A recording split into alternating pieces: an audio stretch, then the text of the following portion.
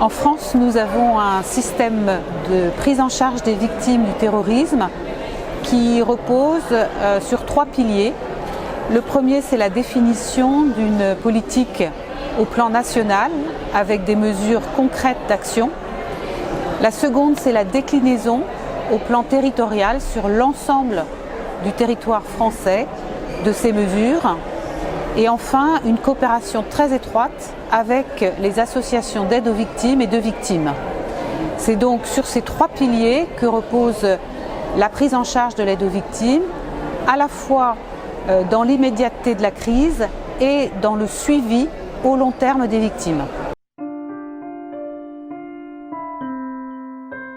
Nous avons aussi décidé d'agir pour les victimes françaises d'actes terroristes commis à l'étranger. Car il est très important que ces victimes aient non seulement la même prise en charge que si elles avaient été victimes sur le territoire français, mais qu'elles puissent aussi pouvoir assister au procès qui a lieu à l'étranger. Pour cela, nous avons eu plusieurs exemples. Le procès de l'attentat du Bardo en Tunisie et plus récemment encore le procès des attentats de Londres, notamment le London Bridge.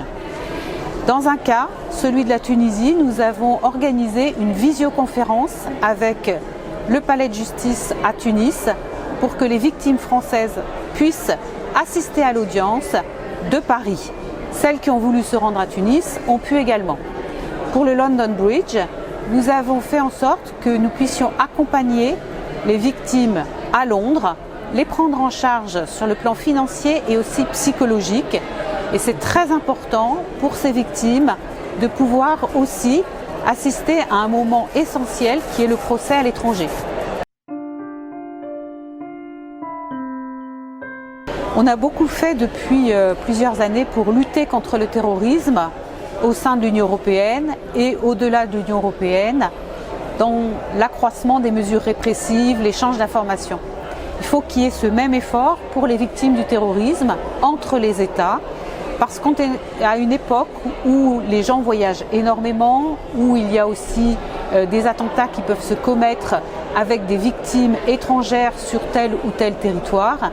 Et il faut donc que nous harmonisions davantage nos systèmes d'indemnisation, nos systèmes de prise en charge. Et c'est tout l'enjeu auquel nous sommes confrontés actuellement, faire en sorte que nous coopérions pour que les victimes soient prises en charge de manière optimale.